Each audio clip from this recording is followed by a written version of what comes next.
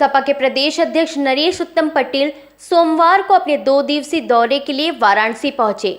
नगर निकाय चुनाव को देखते हुए सपा प्रदेश अध्यक्ष नरेश उत्तम ने पार्टी के पक्ष में कहा कि निकाय चुनाव में इस बार समाजवादी पार्टी बाजी मारेगी। देखिए, पूरे प्रदेश में 744 टाउन एरिया नगर पालिका और 17 नगर निगम का चुनाव हो रहा है। जिस तरीके का समाजवादी पार्टी के पक्ष में माहौल है, उससे साफ जाहिर होता है कि उत्तर प्रदेश में नगर निकाय के चुनाव में समाजवादी पार्टी ही बाजी मारेगी। वहीं बीजेपी पर निशाना साधते हुए उन्होंने बीजेपी को झूठ बोलने वाली पार्टी बताया।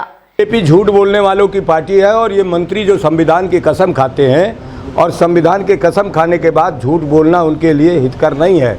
जनता जान गई है कि भारतीय जनता पार्टी के लोग झूठ बोल करके जनता को गुमराह कर रहे हैं, समस्याओं का निदान नहीं कर रहे हैं, इसीलिए बीजेपी पिछड़ गई, समाजवादी पार्टी आगे निकल गई। वहीं सपा पर भाजपा के माफियाओं के संरक्षण के आरोप के सवाल का कोई जवाब उन्होंने नहीं दिया और कहा कि भाजपा बस ध्यान भटकाने का काम कर रही है।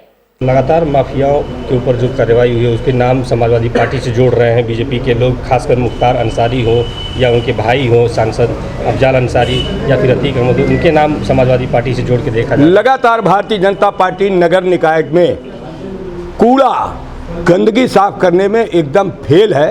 कूड़ा से नालियाँ बजबरा रही हैं, प्रदूषण युक्त सब पूरे शहर हैं। जिस तरीके से शहरों की दुर्दशा कर दी है भारतीय जनता पार्टी ने, इसीलिए समाजवादी पार्टी के नेता अखिलेश यादव की साइकिल आगे निकल गई। माफियाओं के जो नाम जोड़े जा रहे हैं उस पर मैं तो कह रहा हूं कि जो नगर निकाय में कूड़ा है, गंदगी है, उसको बीजेपी साफ करने में ध्यान नहीं दे रही है, ध्यान बटाने का काम करती है। लेकिन जनता जान गई है कि भारतीय जनता पार्टी झूठ बोलती है, भ्रामक प्रचार करती है। जो नगर निकाय की समस्याएं उनको दूर करने में नाकामयाब हुई है बीजेपी, इसीलिए समाजवादी पार्टी के उम्मीदवारों की लोकप्रियता में इजाफा हुआ है और समाजवादी पार्टी भारी बहुमत से चुनाव जीतेगी।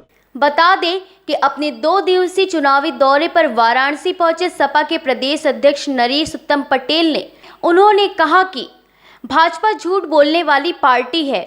उनके मंत्री जो संविधान की कसम खाते हैं और संविधान की कसम खाने के बाद उनके लिए झूठ बोलना हितकर नहीं है।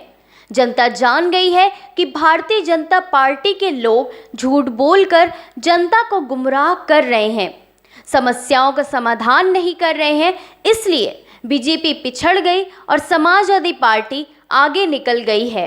देखिए, ये घोटाले जो भारतीय जनता पार्टी में हो रहे हैं, दर घोटाला पे घोटाला, घोटाला पे घोटाला, परीक्षाओं में जितनी धांधली, जितनी भी परीक्षाएं हुई हैं उनमें धांधली, किसी का रिजल्ट ही नहीं आता, रिजल्ट आता है कोर्ट रोक देता है, कोर्ट रोक देता है, उसके बाद भी ये लोग मनमानी कर रहे हैं, छात्रों को, नौजवानों को रोजगार नहीं दे रहे हैं। लाखों नौजवान लखनऊ में रोज धरना दे रहे हैं, इको गार्डन में दे रहे हैं, मंत्रियों के यहाँ धरना दे रहे हैं, विपक्ष के नेताओं के यहाँ जा रहे हैं, लेकिन बीजेपी नौजवानों को रोजगार देने में असफल है। इसीलिए पूरे नौजवान इस समय सड़क पर हैं और समाजवादी पार्टी के पक्ष में खड़े हुए हैं। भाग्यपूर्ण नहीं लग रहा है, पूरी तरीके से दुर्भाग्यपूर्ण है। और भारतीय जनता पार्टी जो सरकार चला रही है उसके नाक के नीचे जब ये घोटाले हो रहे हैं तो इससे बड़ा दुर्भाग्य क्या होगा।